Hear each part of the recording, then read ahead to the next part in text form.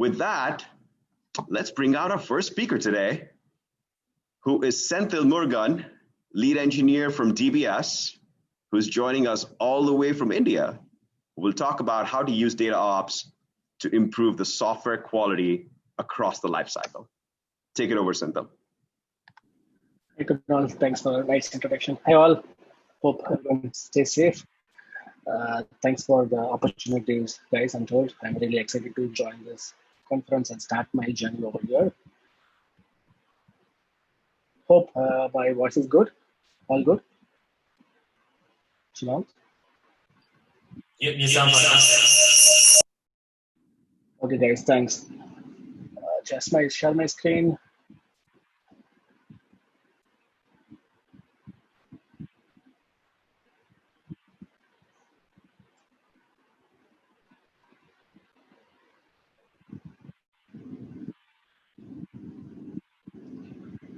Hey guys, I'm Senthil Murugan and I'm working in DBS for the last 2.5 years, mainly with big data platform development. So today we are going to talk about using data ops to improve software quality across the lifecycle. So agenda is like we are going to talk mainly about the platform what we're building that's called ADA, Advancing DBS with AI, and how the SDLC problems with the data platform, and what are the tool sets we built it to solve the SDLC problem, and how Anda will help us to integrate the SDLC lifecycle for all the performance issues. So let's start with what is ADA. So ADA is basically Advancing DBS with AI. So it's a data first and data centric platform. So this is something what we're building like across the bank. All the data from the different source system from the banks will come to our data lake. So we are building an enterprise level platform for across the bank users. So they will push the data, all the data to ourselves and using tool set what we provide, and start developing day-to-day activities like it's include big data developers, data scientists, machine learning engineers, and all the architects. So for them, it's our tool set is something like a starting point. They log into our system, they do all the work from starting building to from the building to deployment level to till production. So all the project and users they come to Ada Drive want their solution because it's kind of self-driven applications. So they can use what they wanted. There's no any kind of restrictions across the platform, so they can decide what they wanted. So again, we provide them tool sets to make possible and provide guarantee on all the platform scalability, and SLAs. So in this today's talk, like we are as a SDLC, right? Like we are going to talk about all the personas, right? Like we have a developers. For each and every developer, they struggle to multiple data sets moving across multiple jobs, across different environment. And some of the deployment team, they struggle to meet all the SLAs and multiple environments they have at jobs. And the quality analytics, validation of the particular job, whether jobs got success in multiple environments or all the data got check happened or not, and metadata validations happens or not. And in the performance engineers level, they want to monitor all the jobs, which jobs runs which time, what are the SLAs on each and every job, entire pipeline for the particular machine learning architecture, what is the problem they want to run. So all this across all the roles, we have a struggling with building the models, right? How do we build a platform for a particular jobs to, as a developer, is easy to develop a job. As a deployer, I want to deploy in a kind of single click deployment. As a quality analyst, I want to run in a kind of validation in single dashboard. As a performance engineer, like as all the job go to production, I want to do a performance level before it goes to production in a single kind of dashboard. So in this one, the facts what we currently handle it, like every day, like people log into our dashboard, like they start building it up. So currently we have like 15,000 jobs across all the environment, and the job versions are maintaining job versions issues. Like we have like multiple versions for each and every job, and the metadata data sets, agility, like people are building multiple data sets across the business units, and data discoverability and metadata discoverability issues. Again, like we have a multi-tenancy problem, different clients having a different requirement, different framework requirement, and the performance requirements. Again, like we see like almost like 1,000 plus SQL developers who log into our application to start building a job, and different varieties of data sets. It includes streaming, batch data sets, different APIs, ingestions like API ingestion, database ingestions, and migration jobs, all these facts. So main problems, right? Like what are the problems in big data engineering currently, right? What we see basically, right? Like significant growth, right? So when we build a platform like 2 years back, we have like around only one tenant and 10 jobs. But down the line, when we say 6 months, the tenants are getting increased because this platform is we are building across the bank. So like we saw multiple business units want to ingest the data to our lake and stuff. They want to use the data to do some insights.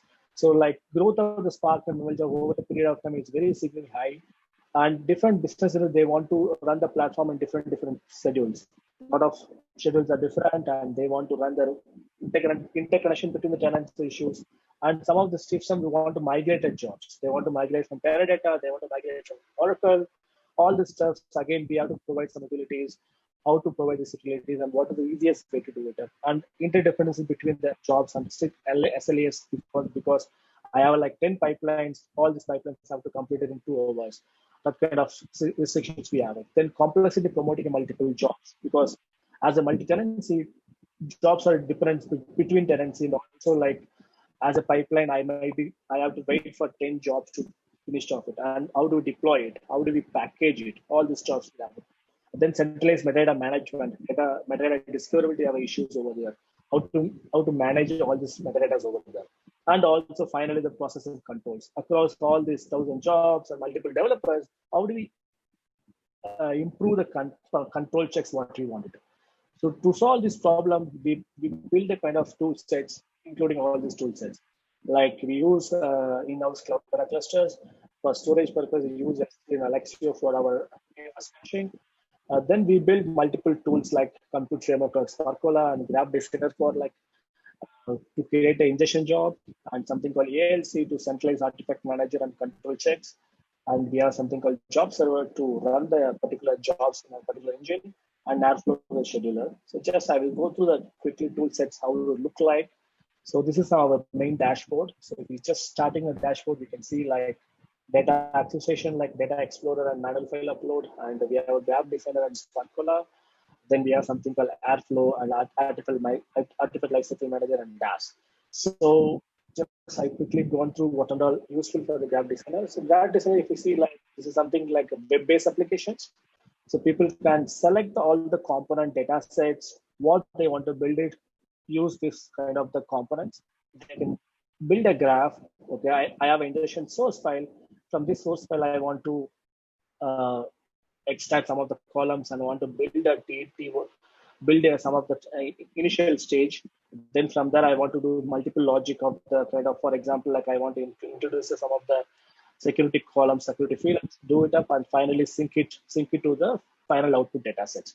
So what they can do as a user, right? I can draw this diagram, drag and drop, and I can build a job. Building a job is nothing but the packaging is happening. So once I build a job package, I come to a different lifecycle manager. This is something centralized place to maintain all the artifacts with the versions. You see, like I can see multiple job types we have it. Each and every job can have multiple versions. From here, I can start deploying to UAT, QA, and production. I can go through it. So all our control checks comes over here. In a quick short, I will explain what are the control checks, how do you do it up. So these are the tools that we mainly having it up. So how do you solve the problems SDLs in ADA, right? In the initial stage, and what I'm explaining it, right? Like we have something called Graph Designer or something Sparkola. We build a common artifact package. That's called like we have a simple jar file that's include a common artifact, like what is the job name, what is the job type, what are the data sets included. It's a kind of simple jar. It's a YAML files. It will tell about the uniqueness of the particular job, so anyone can understand the job as a metadata will read it up. Then all the metadata about the jobs, data sets, detail, everything will embed it in the particular artifact. Then once we build it, this artifact we can promote it to multiple environments through ALC. That's called third point. Then when the job promoting multiple environments, we introduce all the control check, including untravel verification, before job promoted to QA and prod. So what we do, like we package this artifact, store access, and through artifact lifecycle, we deploy the jobs to job server, and we schedule the airflow scheduling with all the dependency management. Then we archive all the artifacts to S3. So as a job server always download the artifacts from S3 and will keep running as per schedule. So Airflow will keep scheduling a job based on the schedule, and the job server is the execution engine. It just simply execute the job based on the job type. So every application is a kind of centralized web-based applications. As a user, as a Spark developer, I never entered into the Spark cluster or anywhere. Everything what I can do, like from the web base, I can log into my application dashboard. I can do end-to-end all the architecture from the web-based application itself. So this is something like flow look like. So developer check into self-serve portal. We design the job using the designer and verify the codes on this. And like we have interactive mode, people will interactively design the job and verify the outputs. Okay, this is my expected output on a particular job. If all goes good, I package the job and deploy using ALC to job server. So I will run it, I'll validate it for the batch result. This is my batch job. Once this all goes good, I'll promote to higher environments. Then I'll test it in QA, validate again results. So once this job in QA, I'm happy with this, then I want to promote to production, there it comes Unravel. So we do basically performance metrics, validation using Unravel score. And the next slide I'll explain. If all score something good, then this particular job will be deployed to production with all the monitoring controls. So where we do basically the Unravel help us in this state. So any job to QA to production, we do Unravel scoring based on a multiple APIs from Unravel. We do the scoring. So this is something we talk about all the scoring logic. So we're using mainly errors and recommendation API. So the input for this particular flow chart is something, what is the error response and time taken, errors and recommendations. So if any of the particular job, we'll look for Unravel APIs, any errors are there or not. If it's no error, we are good to go. And we look for any recommendations, Unravel recommendations. If any Unravel recommendations, it's no recommendation jobs are always good, then we score it like 0.9. If there is no error, but some recommendation, we score it like 0.7, something like that. Then what we do, like then we look for a time, because as per the recommendation, how long this job took. If some job took 30 minutes, this 30 minutes something, it's a kind of configurable through Colibra, through our metadata configurable, because we have a SLA timeline. Based on SLA timeline, this time taken. If this time taken greater than SLAs, then we reduce the score to 0.5. If it's less than, then like it's a kind of good to go. A score is the original score. So this score will compare it. If the score is something more than 7.5, will allow to deployment. If there is an error and there is a recommendation, we reduce the score to 0.5. Then the same life cycle continues. So this flow will be executed for all the jobs which runs in the QA environment. From the QA, when they go to production, this because our QA environment is something like production-like replications, all the data sets, all the huge data sets, everything will be shown over here. So people can run the multiple checks. Plus, above that, all this Unravel stuff, we do multiple checks like Colibra validations, whether it's met the control checks or not, and plus all the security features enabled or not. All this check will be continued. If all goes good, then people can go and deploy it in the production. So other than all these stuffs, then we have something called, we use Unravel feature like executive reports, like chargeback by on. So using Unravel reports, we use chargeback. Cluster summary, we'll take it up. Then we'll do cluster compare, cluster optimizations. What is the workload? We look for it, and complex reports and cluster KPIs. We'll bring it up and we'll present to the management also. So on main stuff, we do queue analysis. So basically, we have a multiple queues for multiple tenants.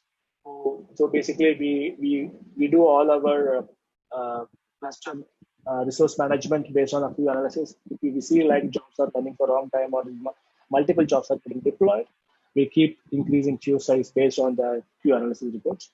Other than that, these are some of the reports. Currently, we are doing it up, like how many app counts are running it up, what is CPU hours, and memory hours taken for the particular kind. We keep multiple insights. Then some of the operational insights, we do like CPU hours, again, memory hours based on Spark applications. Then we do some cost planning also. How many CPUs are runs? What is the CPU? What are the memory hours are there? How many memory hours percentage we used it up? Based on this, we do charge back to our tenants also. Plus, we do resource planning using this particular report. For example, like we have multiple tenants you can see over here. So which tenant is running with what is the week or how many memory, what are the running gaps? Based on this, we know like, okay, tomorrow this particular tenant is going to be utilize all the week or we want to introduce it. So resource planning we use like this. Plus, we use a lot of auto actions. Any jobs will run for more than 5 hours or something, we kill it all the jobs. Plus, we do like application. What is the pending applications total? So, and just make sure like we are getting auto actions. All these auto actions are like, for example, like auto Spark cell jobs validated. Well, so basically, we never allow any of the jobs to run as in Spark clusters like Spark UI. We'll kill it up, and also like what is the running time? So multiple actions we do tap and we'll do auto actions to cover it up in a better way. Yeah, I think almost done all my talk. It's a time for question. Senthil, thank you so much for sharing that. Everybody, please keep your questions coming over here. While everybody gets a chance to, ask their questions, let's bring up a quick poll. Kwok, if you can bring the poll up here. I'd love to hear from everybody on a couple of these questions, which are pretty related. All right. You should see a poll come up on your screen. It's got 3 questions.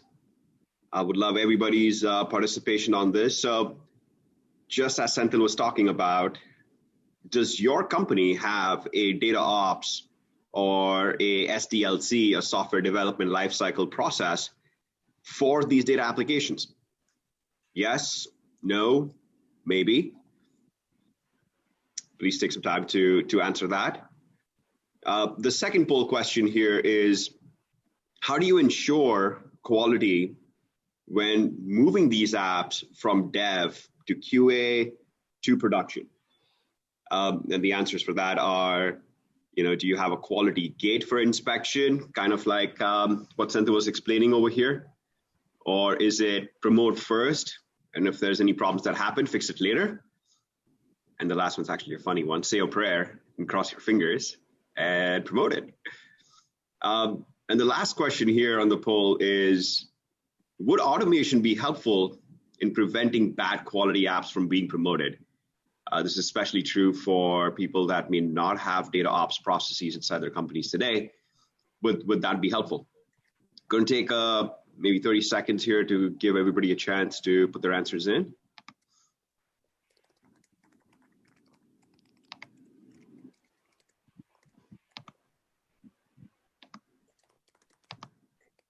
We're seeing some good number of responses back.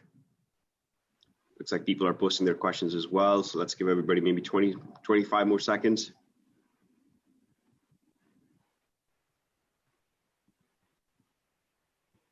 Senthil, you can see a couple of questions coming in here on the chat. Keep them coming, guys. Shivnath is going to aggregate them and post a couple for Senthil here. All right. Hopefully everybody's got a chance to answer the poll questions.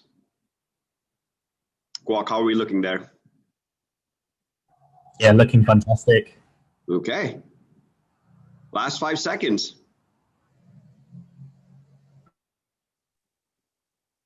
Good. I think we can close it out. Kwok, would you share the results with everybody, please?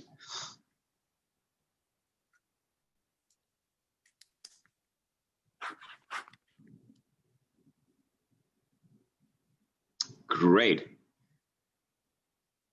First of all, got a lot of good participation here. All right. Do you have a defined data ops and SDLC process? Majority of you do. About 56% said yes. 31% said partially. And this is awesome that only 13% of you said that you do not have a data ops or an SDLC process. That's fantastic. How do you ensure quality when promoting apps from dev to QA to prod? A lot of you have said that you have a quality gate for inspection before promotion. That's fantastic. About 3/4 of you said that. And only 4% said say a prayer and cross fingers. That's awesome. And then would automation be helpful? It's almost unanimous here. 96% of you said that it absolutely would be helpful in preventing bad apps from getting promoted. Thank you very much for the participation there. Shimnath, should we take some questions from the audience? Absolutely. So keep the questions coming on the chat, folks. I see a whole number of questions. I'll start with the very first one that was posted. Senthil, this question is asking, like, broadly, what type of recommendations do developers find useful? And maybe I will add a little bit more to that question. What type of problems do your developers face? Like, what are common problems that you see that Spark developers? You mentioned 800 developers are there on your platform. So what are common problems that they face, and what type of insights or recommendations will help them? The challenge over here in our platform, like most of these developers have come from the non-traditional Spark applications. So they all kind of directly SQL developers. So for them, we provide the tool set. So they just develop the tool set, but they never go deep to understand the Spark, how it will work, the parallelism, right? There we stuck over there. So the problem, like the initial days, like without Unravel, like what we do, like they build a job, they go to production or QA, the job gets lost, they don't know what to do, they go to Spark QA, they won't understand, then come to us again. It's a kind of problem for us because as currents goes beyond, we cannot monitor each and every job. So we want somewhere to the control check. Before promoting it, we'll tell them this is something score logic. So what we did, like we look for the recommendations from the Unravel APIs. So what are the recommendations? We took it at basically what are the memory of it, all the executive memory you want to do it. What is your driver memory want you want? What is the recommendation on it? On which basis this particular recommendation came up? On which stage it came up? So all this recommendation we collated. Based on this recommendation, we just providing. So what initially we did, like this recommendation, we flash it in our dashboard. So when the job executed finished, hey, these are recommendations. Have a go and look it. If you don't understand, please come to us. So mostly because then what we did, like we gave an option to give all this configuration based on these recommendations. We auto-tune it basically. Then some of the store we store it, we auto-tune it. The based on recommendation, we auto-tune it. So people also happy, okay, my job runs with X config, but after Unravel, it's auto-tuned by themselves based on this configuration. So this way, developers also get confidence. They understand the little bit of recommendations. They start using the Unravel. Before they never use Unravel because of the recommendation scoring logic. They go to Unravel and start using the Unravel to see the recommendations, little get insights, then start fixing the problems. What do they want? Because till Unravel is not that people cannot tell exactly where my job stack. Then what is my recommendation look like? Then what is my tomorrow, like what data load increase, how will happen it? This all the problems will solve this recommendations API. As I said, like most of the time, the memory and all the file size or all the Spark config recommendations helpful for them to understand quickly and go and fix it and run it again. Yeah, I hope I answered the questions. Indeed. In fact, you connected with a very, very key aspect that was asked in the poll, right? A lot of people on the call, customers did answer that they do have an SDLC process. And you had outlined a very methodically thought out SDLC process. And one of the key things in that is the gate, right? When is the quality of an app high enough that you trust it to be moved into production? So you showed a flow chart, right, where you're computing a health score for an application so that it can be moved from a lower environment to a higher environment. And just curious, and there is a question, like there were thresholds, there were KPIs you had picked in that. You basically picked errors and you picked recommendations, right? So can you tell a little bit more about the the ideas behind how you came up with this algorithm and how you picked these thresholds and the KPIs of that? So the idea is basically we first of all we want to introduce our SLAs. What is the SLA for this particular job? So the job should be run in 30 minutes or 40 minutes. That's SLA we need. Then we started using this logic of how long the job runs and what is it. then that is not enough because we are not telling the good story to the people as the developer. As our platform responsibility is tell to the developer in the easiest way. And like, okay, this is something recommendation. If you start using it up, your job can run it in 30 minutes, or else it may take 40 minutes to do because your SLA miss happens. So we what we do, like we have a lot of indication we give to them. Okay, I can see your job is got executed because of this SLA and these are errors. This job is still got success, but if you go and fix all this error, your SLA can be improved more. So that's how the people get impressed. Okay, I got to these insights. Let's go and fix it instead of go directly to deployment because the scoring might be like I got 7.5, but still I have some more recommendations, some more errors. Let's try to fix it up in a good manner so my SLA can be improved. So tomorrow my SLA can be improved further. So all my data pipeline can run faster. So I don't want wait because today our platform is the platform, but we have a separate SRE guys for each and every tenant. So all these SRE guys are like in runs and shift. They have to spend a lot of time to monitor all these jobs. So our idea is to improve that their life cycle too.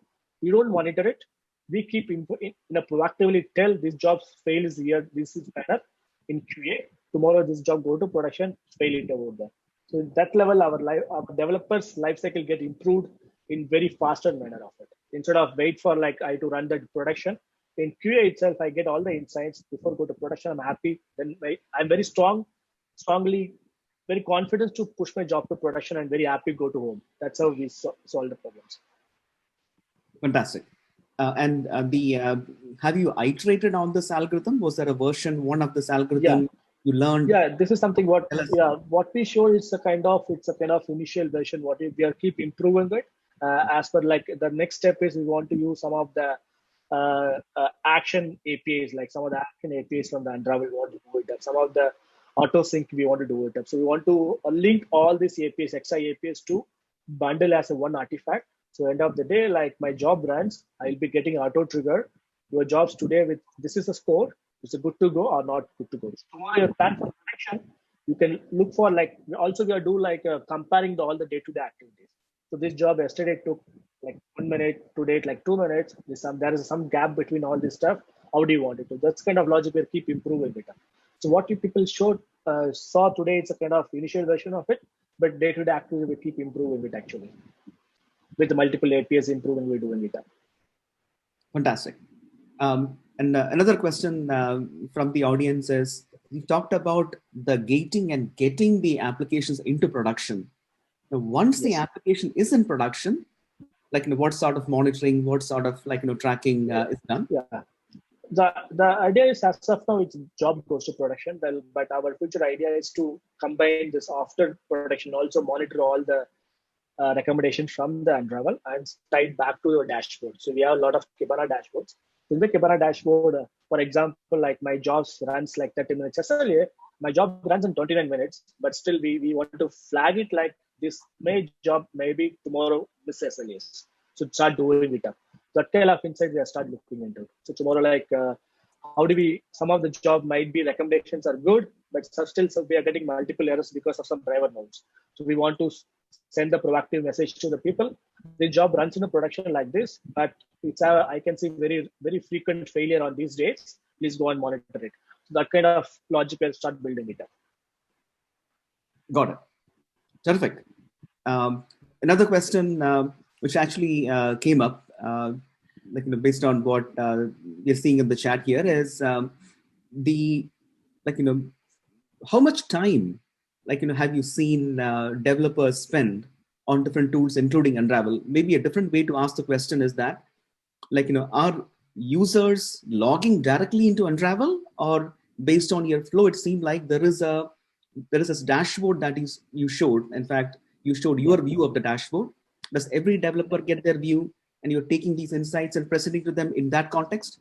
Can you tell us a little bit more about that? So the initial idea is like we presented Unravel to most of the people, and they felt like it's a kind of little heavy for them because the full life cycle we made as a web-based application and single click deployment.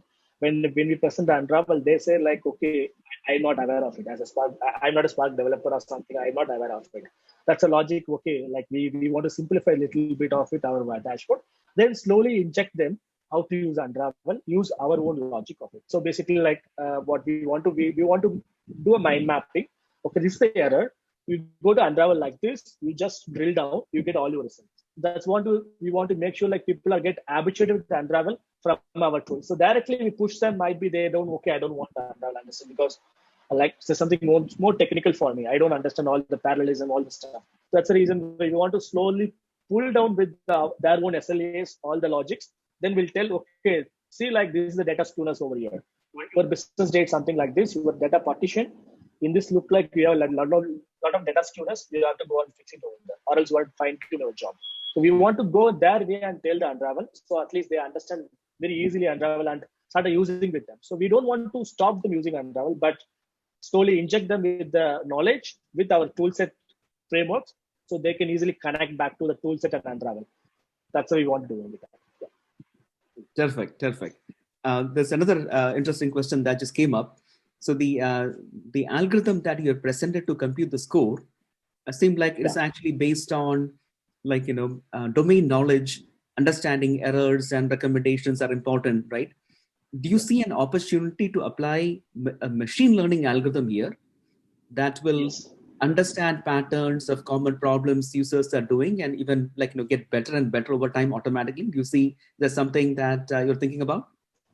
Yeah, in the current the rules, what you see, it's basically a rule-based application. There's no any kind of machine learning algorithm, but we want to improve over there to see it up like we want to first, because like we just started Unravel like around 6-7 months, we want to store all this data first. Then we want to apply the data, all the machine learning algorithms across the data.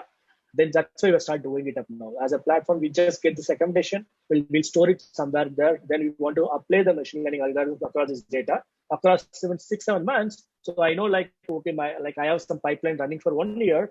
The next 1 year, what is the prediction will be there? This job will going to run it in a more method because our data keep growing. So what are the tuning I have to do with that? That's the idea in future. So you predict your data set for 1 month. So, okay, and the sources, everything, you want to plan it 1 month back. So we at least 1 month before, so we know how to provision our data sets, our infrastructure, or else any of the tool sets we have to improve it, we can do it. That's the idea in future we are planning it. That's very, very exciting. And have users given feedback to your team on, hey, maybe the scores are not reflecting their application? The way in which this question has been asked in the chat is, are you seeing false positives and false negatives where the algorithm said this app has a low score, but indeed it's actually written efficiently, and there's some kind of warnings that you got? That's we are trying it up. There's we can see like our score logic is something like almost 80% correct. There's some logic because some of this time like the people really the SLA is something 1 hour, but job is completed 30 minutes. But still our logic will tell like there's some logic because of recommendations. So what we do in that case, we are just go a little personal to them, understand that recommendation concept. Then we'll go understand your coding itself, because most of the time, like 50% of customers, we never go and sit with the coding algorithm, what to understand it, because we just believe Unravel score and start pushing them. Still, there's any issue over there. They say like, okay, my score logic is not looks good. There's something, maybe some recommendations not there. Then we'll go and understand the web coding, because a lot of transformation happens in this field. So we try to understand where they're happening, because sometimes they don't understand the join how to work. Maybe they might be depend on some of the injection table. They don't understand what big table is doing it up. So they might be telling like my code is something good, but you're joining with some big table, how it works. There's the impact over there. So that level go on, we'll explain to them this is because of this recommendation. Then we'll keep improving it over there. Got it. So another question, you actually talked about centralized metadata management and metadata, methodology that you have. But in the talk, you didn't get time to spend on it. Can you tell us more about how you're tracking all of this? So basically, like we as a data like what we build, right? Our first idea is something. All our data and metadata should be easily discoverable. So any guy who comes to us, he should be aware. Okay, this is a data set. These are the attributes. These are the data. This is schema to me. So I can start building my model very easily. So they should not go around in and around everywhere to figure it out. So we have centralized metadata called something called Colibra tool. We're using it up. So, but we enhance it more to do a lot of control gates and checks under us, because sometimes what will happen, people not aware of it, they simply change the one particular column. But it will impact in the from string to date or date to string, what will happen over there. So we have a little bit of control check on that level. So we slightly coupled with Colibra to do all the control check whether your data is compatible to override your data in what is currently running, basically schema evaluation. We do a lot of schema evaluation across the platform for compute job and we'll do it up. Plus also we have a data stewards who are there, they have to approve it. So all the workflow we automated. So the Colibra should be approved before go to production. After it's approved, we have to merge back to original version. All the version management with multiple jobs because multiple teams are working same data set with multiple versions of it. We have multiple source system of it. So the version management also we are doing it up through all this workflow. Yeah, that's just something extra, some separate topic we can talk for 30 more minutes might be. Fantastic. One final question. This is a question I had as you were kind of speaking. So is it fair to say a lot of the platforms you're running is on premises? And yeah, currently it's most of everything is on premises. Like a few of we have some analytical cluster. The idea is to move back to cloud, AWS or something. Yeah. Is that a journey you're thinking about? And really the question is, do you feel like, let's say these platforms are migrated to AWS or Azure and you go into a cloud environment, do you still see the same kind of problems as developers are coming onto this platform? Is there anything here that is related to on-premises? Definitely. Mm-hmm. Yeah, yes, just we are already going in the journey. How do we build a marketplace for the AWS? Because these tool sets running in a cloud is different environment, everything, because currently we do everything in premises. We can take care of all the control of it, but we are trying to build the same environment kind of, but it's not same tool set, but the logic is something behind. So how do we build a centralized dashboard for them? How do we expose running EMR cluster for the particular tenant dynamically? How do we locate your data for the particular tenant? So that's our logic we are going through now. So there's all this process of control gets still we are trying to keep it up, but instead of on-premise, we want to move to as AWS with some of the marketplace ideas. So we want to build a marketplace and people can use our marketplace as a platform. They can start building their own clusters. That's the idea over there. Got it. And on the cloud, clearly, costs are going to be something you want to manage as a first-class citizen, right?